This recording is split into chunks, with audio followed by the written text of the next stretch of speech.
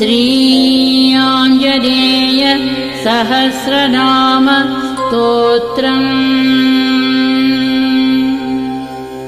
श्रीराम राम रामेति रमे रामे मनोरमे सहस्रनाम तत्तुल्यम् रामनाम वरानने।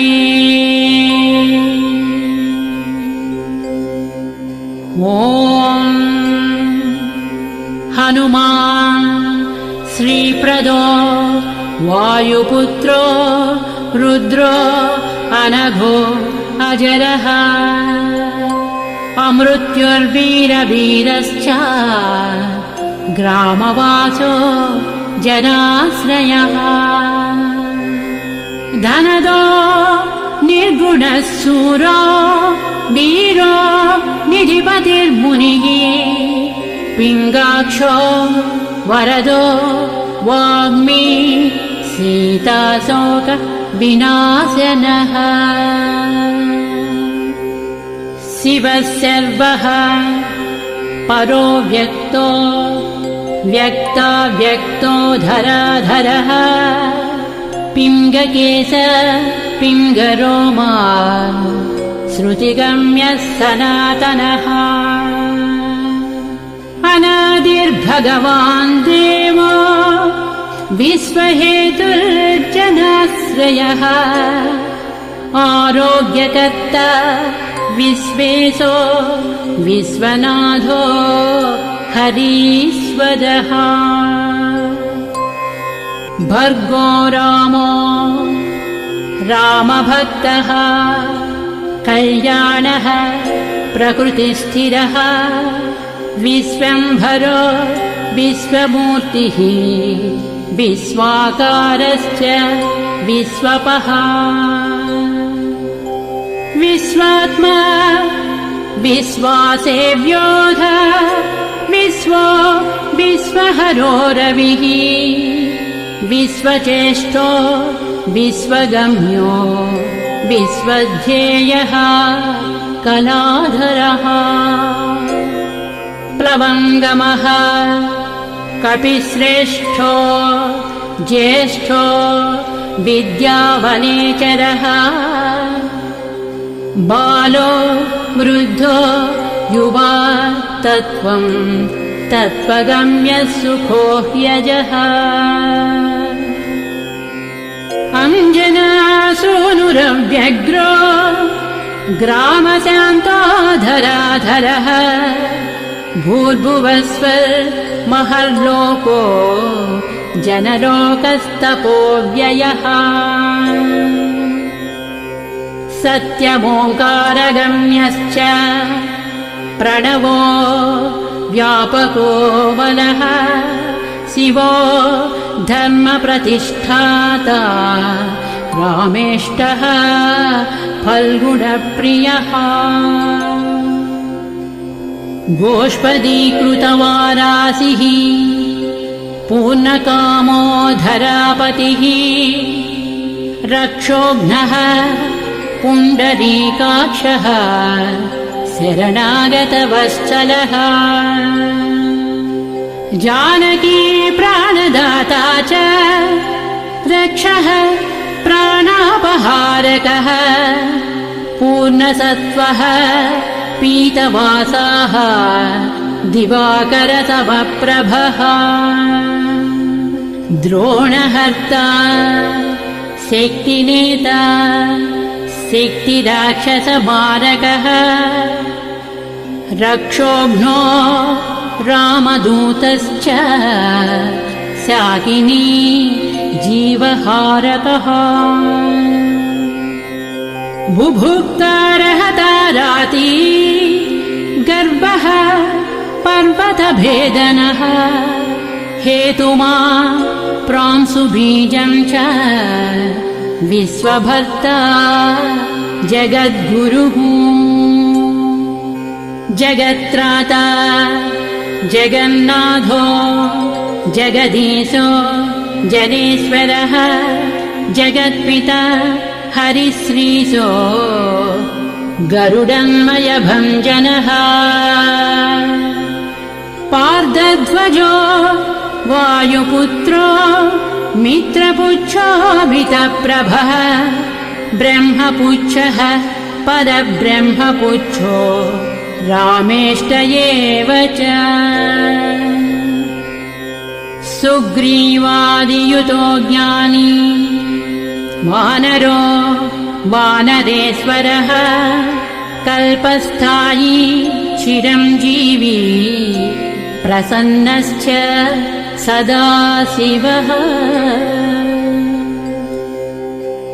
सन्नतिः सद्गतिर्भुक्ति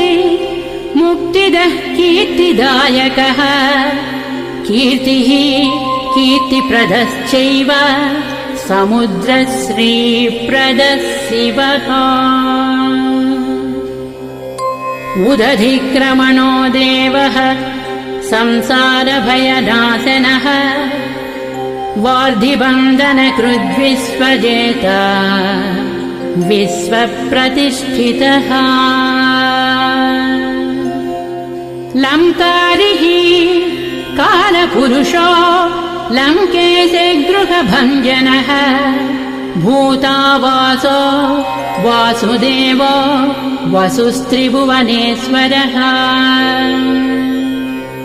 श्रीरामदूतः कृष्णश्च लङ्काप्रासादभञ्जनः कृष्णः कृष्णस्तुतः शान्तः शान्तिदो विश्वपावनः श्रीरामदूतः कृष्णश्च लङ्काप्रासादभञ्जनः कृष्णः कृष्णस्तुतः शान्तः शान्तिदो विश्वपावनः विश्वभोक्ता च वारिघ्नो ब्रह्मचारी जितेन्द्रियः ऊर्ध्वगोलाङ्गुलीमाली लाङ्गूलहतराक्षसः समीरतनुजो वीरो वीरमारो जयप्रदः जगन्मङ्गलदः पुण्यः पुण्यश्रवणकीर्तनः पुण्यकीर्तिः पुण्यगतिः जगत्पावनपावनः देवेशो जितरोधश्च रामभक्तिविधायकः ध्याता ध्येयो सभः साक्षी चेतश्चैतन्यविग्रहः ज्ञानदः प्राणदः प्राणो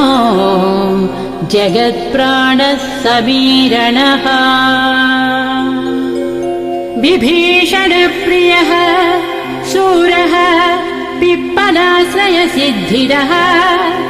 सुहृत्सिद्धाश्रयः कालः कालभक्षकभर्जितः लङ्केशनिधनस्थायी लङ्कादाहक ईश्वरः चन्द्रसूर्याग्निनेत्रश्च कालाग्निः प्रलयान्तकः कपिलः कपीशः पुण्यराशिर्द्वादशराशिगः सर्वाश्रयो प्रमेयात्मा रेवत्यादिनिवारकः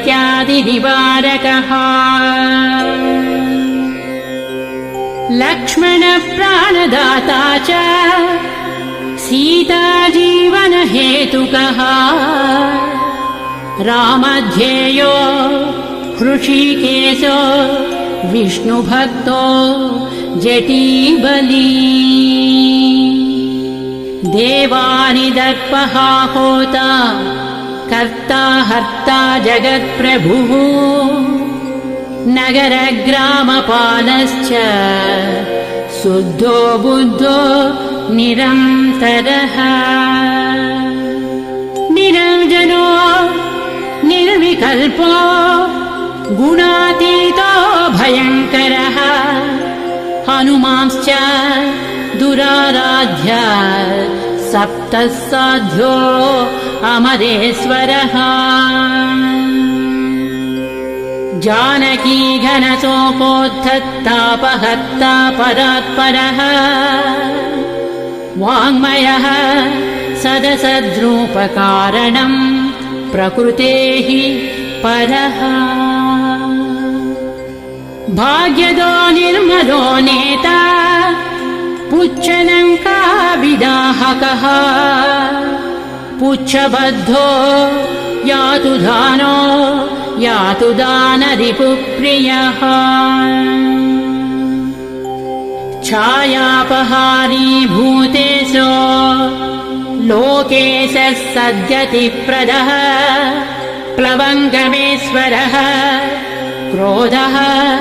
क्रोधसंरक्तलोचनः क्रोधहर्ता तापहर्ता भक्ता भयवरप्रदः भक्तानुकम्पी विश्वेशः पुरुहूतः पुरन्दरः अग्निर्विभावसुर्भास्वान् यमो निर्वृतिरेव च वरुणो वायुगतिमान् वायुः कौबेरजीश्वरः रविश्चन्द्रः कुजः सौम्यो गुरुः काव्यः शनैश्चरः राहुः केतुः मरुधोता धाता हर्ता समीरकः मशकीकृतदेवारिः दैत्यारिर्मधुसूदनः कामः कपिः कामपालः कपिलो विश्वजीवनः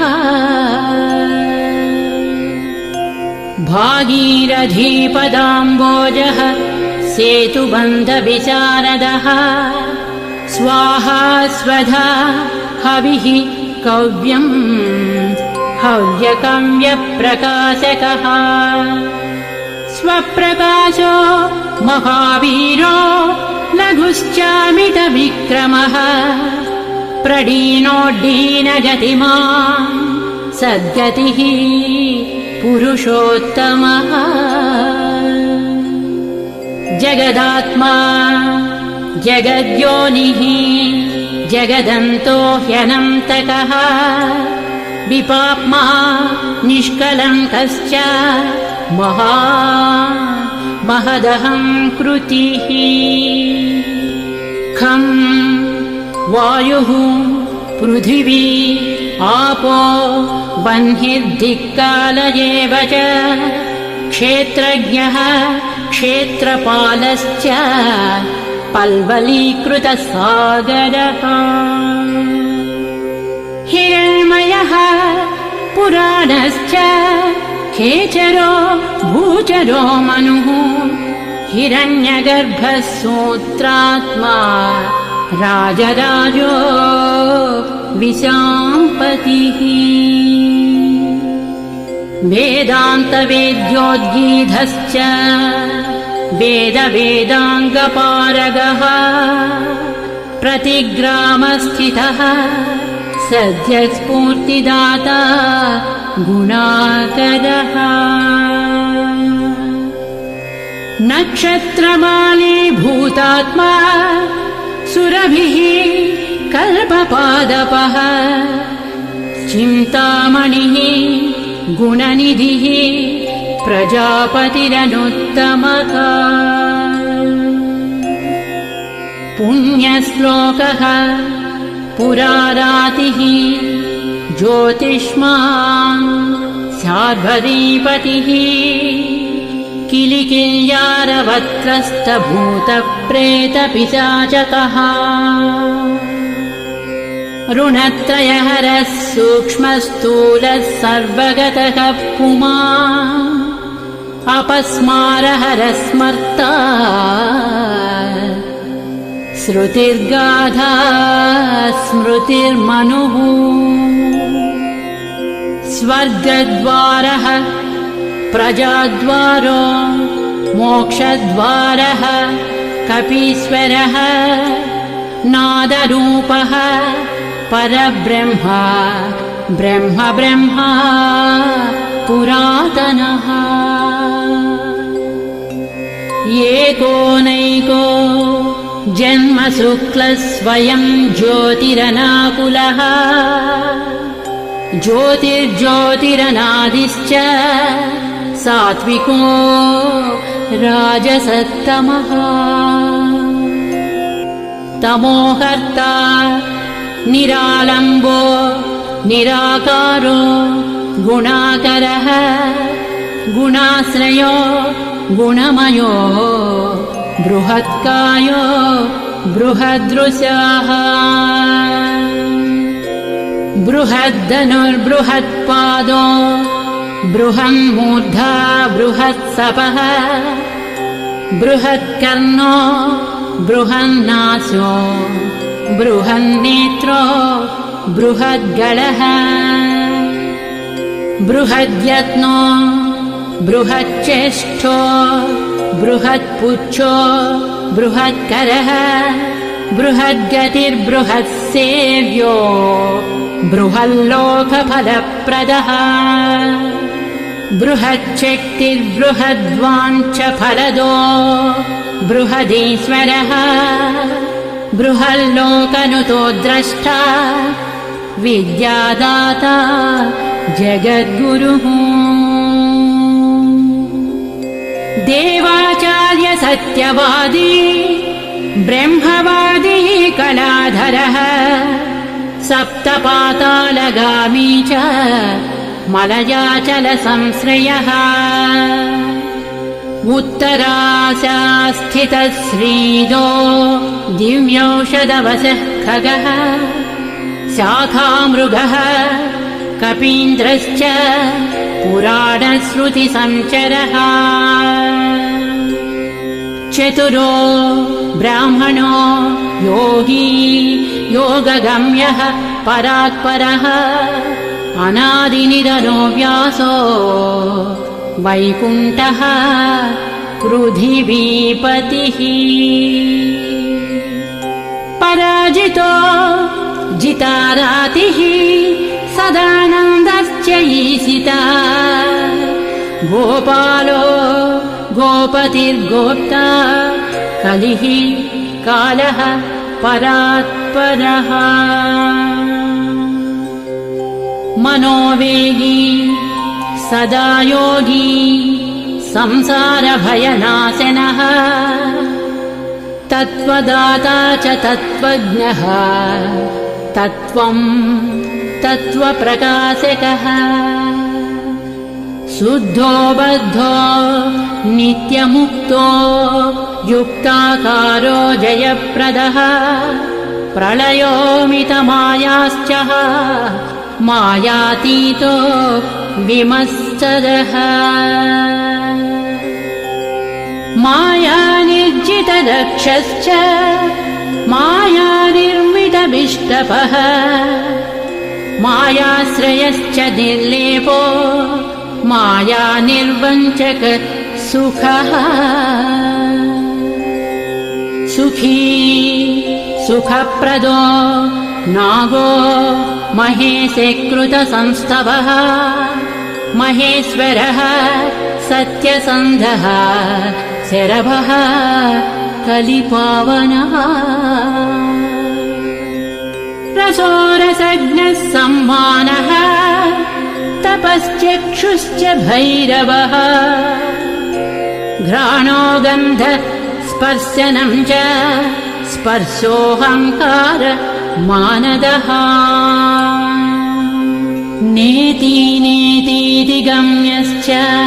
वैकुण्ठभजनप्रियः गिरीशो गिरिजाकान्तो दुर्वासाः कविरङ्गिराः भृगुर्वसिष्ठः च्यवनस्तुम्बुरुर्नारदो मलः विश्वक्षेत्रम् विश्वबीजम् विश्वनेत्रश्च विश्वपः याजको याजमानश्च पावकः पितरस्तथा श्रद्धा बुद्धिः क्षमा तेन्द्रा मन्त्रो मन्त्रयुतस्वरः राजेन्द्रो भूपतिः कण्ठमाली संसारसारथिः नित्यः सम्पूर्णकामश्च भक्तकामधुगुत्तमः गणपः कीशपो भ्राता पिता माता च मारुतिः सहस्रशीर्ष पुरुषः सहस्राक्ष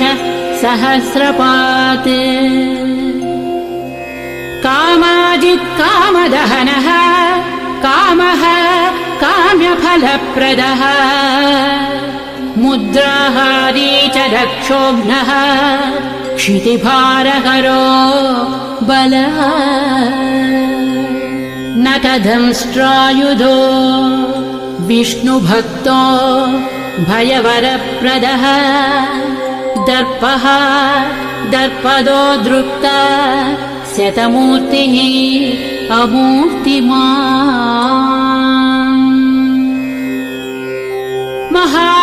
महानिधिर्महाभागो महाभोगो महाददः महाकारो महायोगी महातेज महाद्युतिः महाकर्मा महानादो महामन्त्रो महामतिः महाशयो महोदारो महादेवात्मको विभुः रुद्रकर्मा क्रूरकर्मा रत्ननाभः कृतागमः अम्बोधिलङ्घनः सिंहो नित्यो धर्मप्रमोदनः जितामित्रो जयः सामो विजयो वायुवाहनः जीवदाता सहस्रांशुः मुकुन्दो भूरिदक्षिणः सिद्धार्थः सिद्धिदः सिद्धसङ्कल्पसिद्धिहेतुकः सप्तपातालभरणः सप्तर्षिगणवन्दितः सप्ताब्दिलङ्घनो वीरः सप्तद्वीपोरुमण्डलः सप्ताङ्गराज्यसुखदः सप्तमातृनिषेवितः सप्तलोकैकमकुटः सप्तहोता स्वराश्रयः सप्तच्छन्दोनिधिः सप्तच्छन्द सप्तजनाशयः सप्तसामोपगीतश्च सप्तपातालसंश्रयः मेधावी कीर्तिदः शोकहारी दौर्भाग्यनाशनः सर्ववश्यकरो भर्गो दोषघ्नः पुत्रपौत्रदः प्रतिवादी मुखस्तम्भो दुष्टचित्तप्रसादनः पराभिचारशमनो दुःखघ्नो बन्धमोक्षदः नवद्वारपुराधारो नवद्वारनिकेतनः नरनारायणस्तुत्यो नरनाथो महेश्वरः मेखली कवचे खड्गी ब्राजिष्णुर्विष्णुसारथिः बहुयोजनविस्तीर्णपुच्छः पुच्छहतासुरः दुष्टग्रहनिहन्ता च पिशाचग्रहघातुकः बालग्रहविनाशी च धर्मो नेता कृपाकरः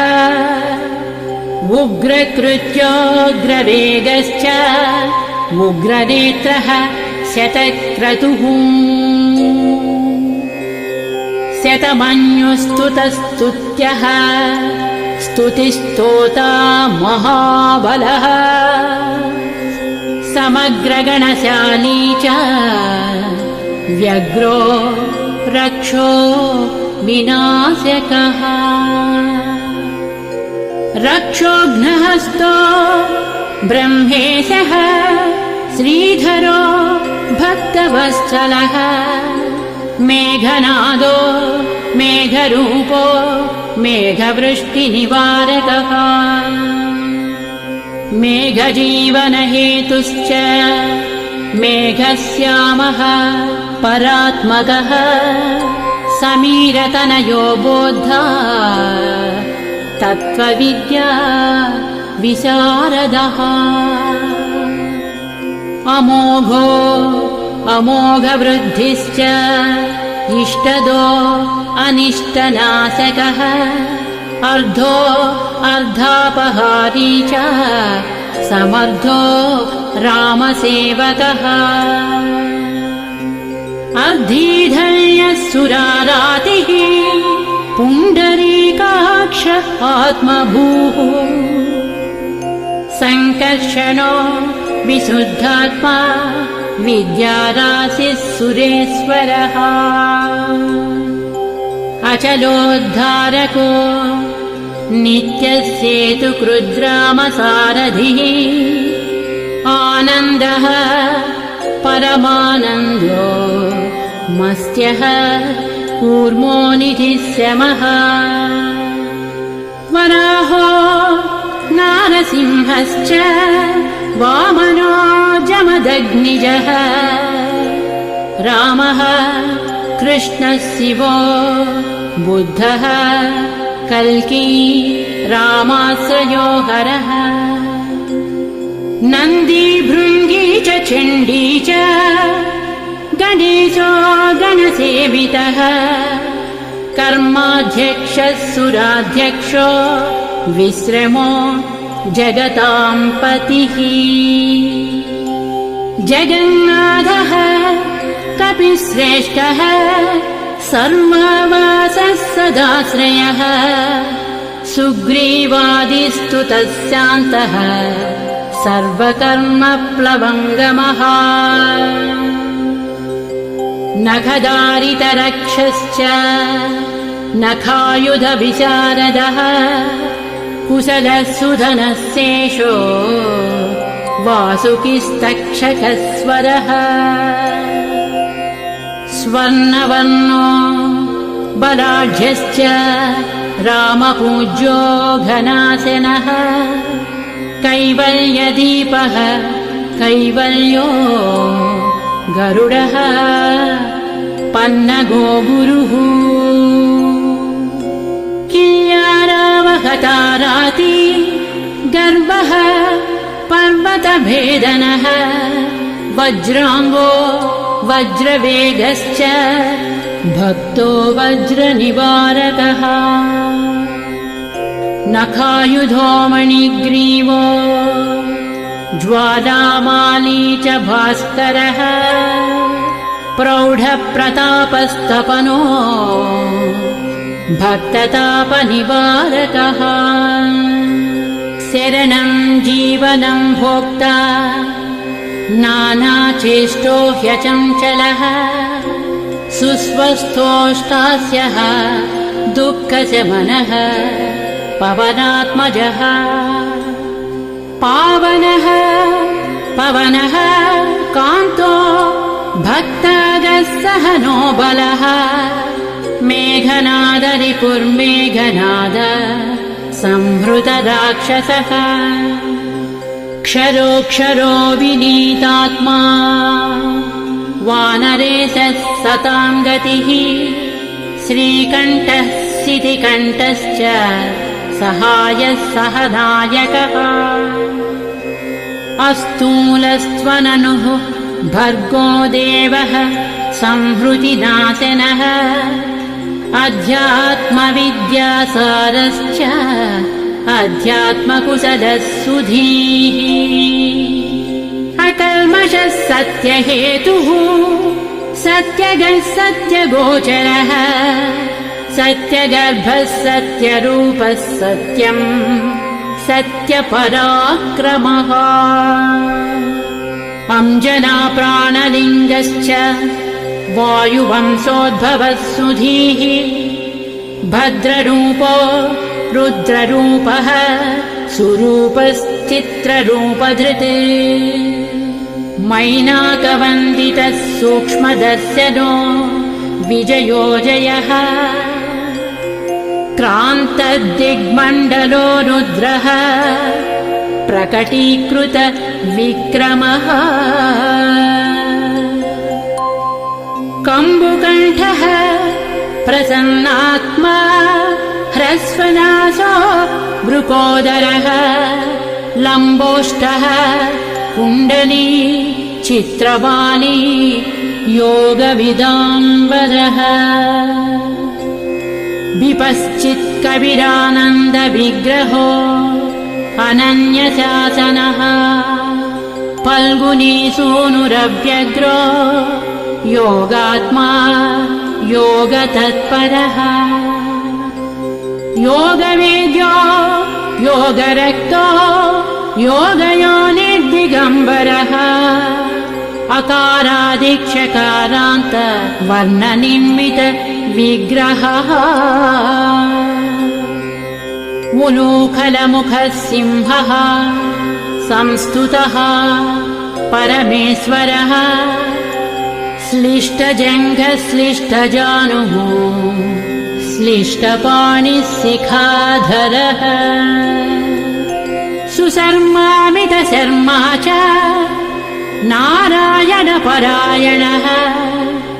जिष्णुर्भविष्णुरोचिष्णुर्ग्रसिष्णुस्थाणुरेव च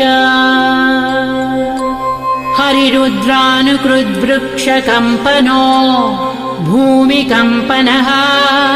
गुणप्रवाहसूत्रात्मा वीतरागस्तुतिप्रियः नागकन्याभयध्वंसी रुक्मवर्णः कपालभृत् अनाकुलो भवोपायो नपायो वेदपारगः अक्षरः पुरुषो लोकनाथो रक्षः प्रभुर्दृढः अष्टाङ्गयोगफलभुक् सत्यसन्धः पुरुष्ठुतः श्मशानस्थाननिलयः प्रेतविद्रावणक्षमः पञ्चाक्षरपरः पञ्चमातृको रञ्जनध्वजः योगिनी बृन्दवन्द्यश्च शत्रुघ्नो अनन्तविक्रमः ब्रह्मचारी इन्द्रियरिपुः धृतदण्डो दशात्मकः अप्रपञ्चः सदाचारः शूरसेनविदारकः वृद्धप्रमोदश्चानन्दः सप्तजिह्वापतिर्धरः नवद्वारपुराधारः प्रत्यग्रः सामगायकः षट्चक्रधामा स्वर्लोको भयहृन्मानदो मदः सर्ववश्यकरः शक्तिर्नेता च अनन्तमङ्गलः अष्टमूर्तिधरो नेता विरूपस्वरसुन्दरः धूमकेतुर्महाकेतुः सत्यकेतुर्महारथः नन्दिप्रियः स्वतन्त्रश्च मेखली समरप्रियः लोहाङ्गः सर्वविद्धन्वी षट्कलः सर्व ईश्वरः फलभुक्कल्पहस्तश्च सर्वकर्मफलप्रदः धर्माध्यक्षो धर्मफलो धर्मो धर्मप्रदोद्धतः पञ्चविंशतितत्त्वज्ञस्तारकब्रह्म तत्परः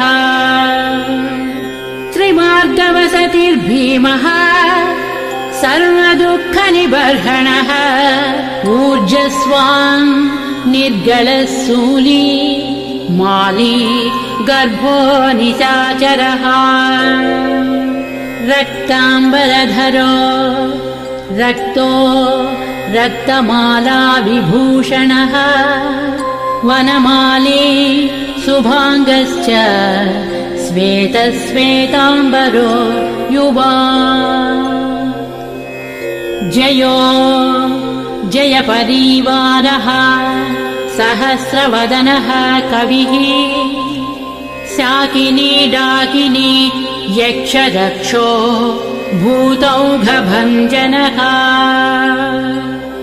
सद्यो जातः कामगतिः